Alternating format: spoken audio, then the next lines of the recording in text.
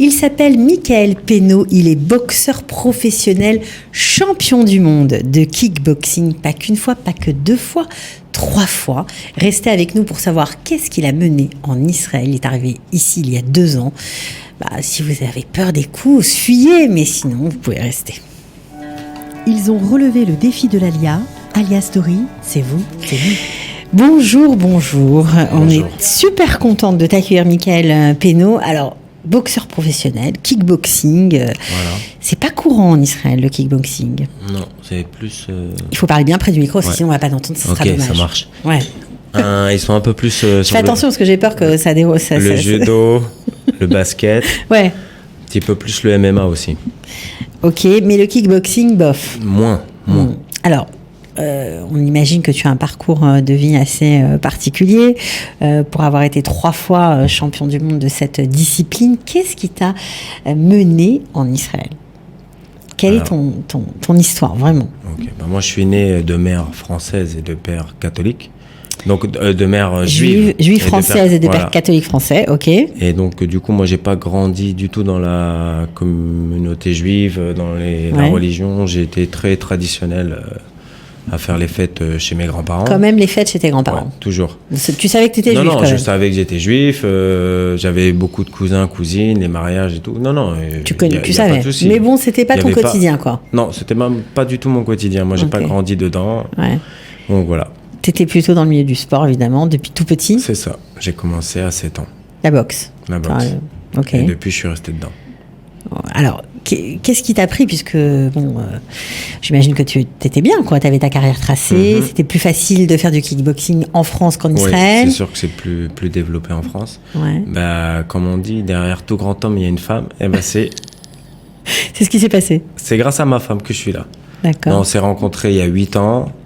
Elle était juive, donc pratiquante. Et elle m'a fait découvrir Israël. Que tu connaissais pas. Que je connaissais pas. C'était quoi la première fois que tu es venu? C'est à combien de temps? On est venu... alors l'année... Il doit y avoir 4 ans. Ouais. 3-4 ans. On est venu pour le mariage d'une de ses copines. En juin, ma fille...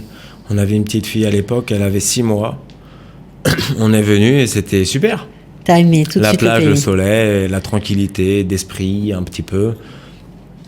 Il y a une atmosphère très tranquille. Il y a une atmosphère tranquille. Ouais. Moi, c'est ce que je ressens. Festive ou pas? Festive, ouais, à Tel Aviv, toujours. Ouais. Mais après, même dans les villes aux alentours, ouais, c'est très calme. Ouais, très calme, ouais. Ouais, bon, c'est loin de ce qu'on nous raconte, ce qu'on entend dans les médias. Sont toujours un peu à déformer les choses. Alors, donc, cette rencontre fait que tu vas arriver en Israël, mais quand même, tu n'étais pas obligé d'accepter. Tu as accepté rapidement, sans te dire de quoi demain serait fait, en disant, je suis champion ici, je serai champion là-bas. Détente ou pas trop? Après, on a toujours des craintes, mais... Tu parlais pas l'hébreu? Ouais. Bon, il y a la langue qui change... C'est pas du tout les mêmes manières de vivre qu'en France, mais on s'adapte à tout. Et après, moi, je suis venu avec mes enfants, parce qu'entre-temps, on a eu 2 autres jumeaux. Donc ils étaient petits, donc tu t'es dit que c'était le moment. Je pense que c'était le moment maintenant, pendant que les enfants étaient petits, au lieu d'attendre, et ça aurait été plus compliqué pour eux. C'est quoi, c'est les attentats en France, le climat un peu dur, un peu antisémite, qui a fait qu'elle a voulu partir? Peut-être que ça a motivé ma femme, oui, certainement. Après, moi, c'est pas pour les mêmes raisons. Non. Moi, ça a été surtout pour le cadre de vie pour mes enfants. Parce que vivre en Israël, c'était une vie plus agréable, meilleure qualité de vie. Meilleure qualité de vie, il fait beau, il y a la plage. Pour moi, je ressens pas du tout d'agressivité dans la rue, d'atmosphère de sécurité. Tu dois savoir de quoi tu parles. Non, mais... Oui, sûrement. Non, mais... C'est totalement différent de Paris. Ça n'a rien à voir. Alors, tu n'as pas choisi Tel Aviv pour vivre. Tu as choisi une ville à côté. Voilà. Pourquoi? Alors, on est à Rishon LeZion parce qu'on voulait plus de verdure, plus d'espace. Tel Aviv, ça reste beaucoup urbain. Ouais. Et du monde, du bruit. On voulait un peu plus de tranquillité. Donc c'était pas ce que tu cherchais. Voilà. Donc, voilà. Bon, pourtant, tu t'entraînes ici. Je m'entraîne à Tel Aviv, au Fight Club Tel Aviv, aux rues à Barbanel à Florentine. Voilà, il faut dire aussi que le Fight Club Tel Aviv, c'était une salle de sport qui a été montée par des francophones. C'est ça. Voilà, il faut quand même le préciser. Voilà. 3 associés français qui ont monté cette salle il y a maintenant presque 6 mois. Donc c'est une jeune salle, mais une très bonne salle. Ouais, on s'occupe bien de toi, pareil. Ils m'ont accueilli, ils s'occupent très bien de moi. Alors, ils s'occupent tellement bien de toi qu'ils t'ont emmené refaire un petit tour en France où tu as fait il n'y a pas très longtemps. Non, c'était le 13 juin au Dôme de Paris. T'as fait un à combat. Porte de Versailles. J'ai fait un combat. En kickboxing. En kickboxing. Bon, alors on a des belles photos de toi en pleine action derrière, mais on va voir, je crois, maintenant un petit extrait de ce que tu as fait de ton dernier combat, on va dire ça. Voilà, bah c'est ça. Ouais.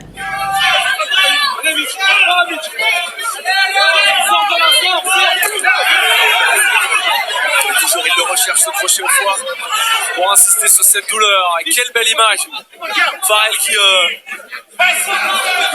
relève son adversaire à l'image de ce combat très respectueux entre ces deux garçons. Farrell qui va s'incliner et qui aura fait une très très belle prestation malgré la défaite. On a vu ces images, il y avait beaucoup de gens, c'était incroyable. Ouais, alors, faut savoir que c'est un ami à moi, Cyril Benzakem, qui a organisé l'événement.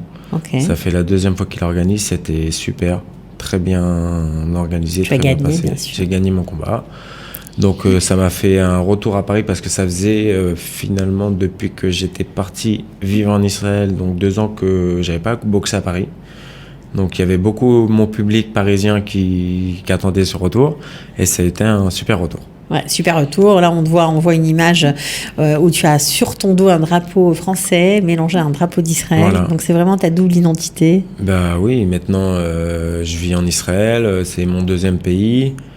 Ma 2e nationalité, et c'était un clin d'œil au pays et ça m'a fait chaud au cœur. Ça t'a fait chaud au cœur de faire. T'étais fier de faire ça. Ouais, très fier. T'as rien dit, t'as pas eu d'insultes, on t'a pas hué, rien. Non, Ils étaient calmes.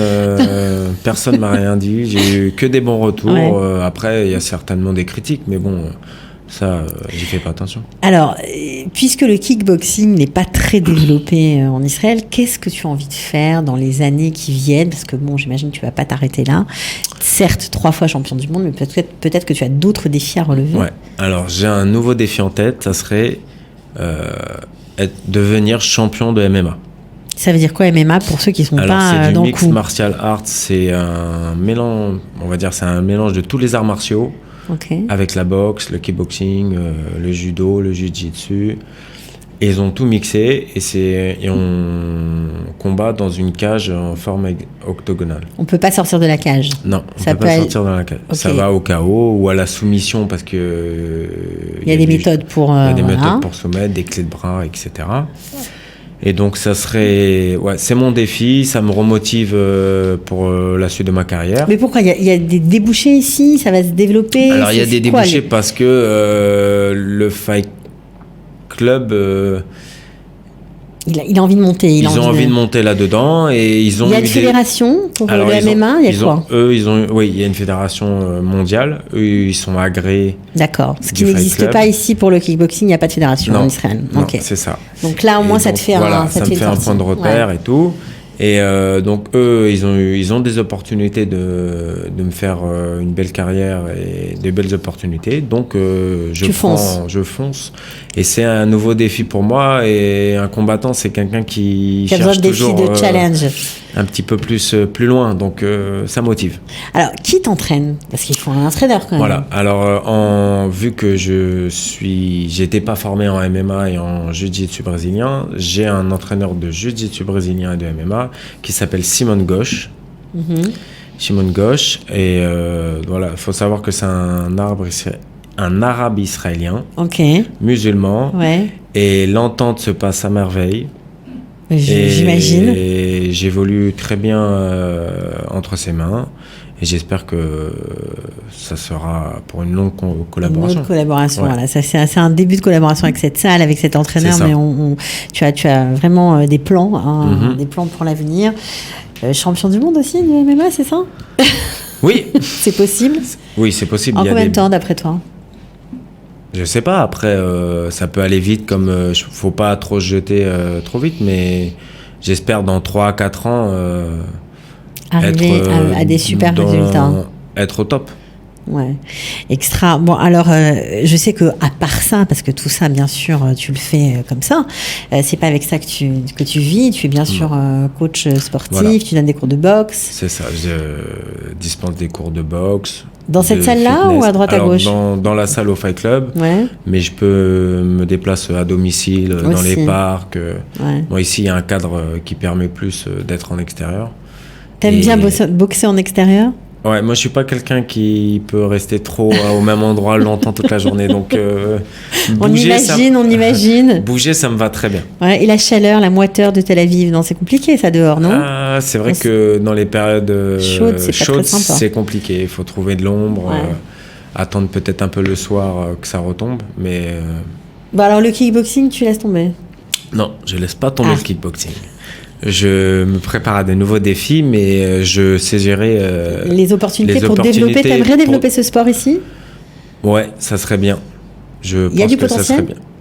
Il y a toujours du potentiel s'il y a du travail. Ok. Bon, bah, peut-être qu'il y a des gens qui vont t'écouter, je sais pas, un entraîneur, quelqu'un qui a le bras long pour créer une fédération, pourquoi pas. Écoute, franchement, c'était hyper sympa de t'accueillir, de voir aussi qu'il y a vraiment des francophones partout. C'est vrai qu'il y en a beaucoup à Tel Aviv pour le... Non, mais dans tous les domaines, quoi. C'est assez impressionnant. Bon, bah, moi, j'étais ravie d'avoir donné la parole. J'espère que ta petite famille va continuer à se sentir bien ici. C'est le cas, je crois. Ouais. Tout le monde est content. Tout le monde, les enfants sont très épanouis depuis qu'on est arrivé. Ils sont bilingues maintenant. Ils apprennent même l'anglais à l'école. C'est magnifique. Et nous aussi, on est épanouis aussi. Voilà, l'hébreu, sans problème. Ouais. J'ai un peu plus de complications à ce niveau-là. Pour la boxe, c'est pas grave. Tu peux parler avec les mains, avec les pieds. Non, je fais des efforts. Ouais, tu vas à l'Ulpan? J'ai pas eu l'occasion de faire l'Ulpan parce dommage. que, bon, avec notre arrivée, j'ai dû travailler tout de suite. Ma femme a fait l'Ulpan, ça se passe très bien. Maintenant, elle travaille dans un salon qui est avec des Israéliens et tout, et ça se passe très bien pour elle. Ouais. Elle est esthéticienne, c'est ça? Elle est esthéticienne, elle fait tout ce qui est ongles, maquillage permanent, et ça se passe bien. Bon, bah écoutez, vraiment un joli parcours d'Alia, bonne chance pour la suite. Et, merci beaucoup. Même avant que tu sois champion, tu peux revenir nous voir. Avec plaisir. Pour la MMA. On vous tiendra informé. À bientôt. Merci, au revoir. Ciao, bye. Ils ont relevé le défi de l'Alia. Alia Story, c'est vous, c'est nous.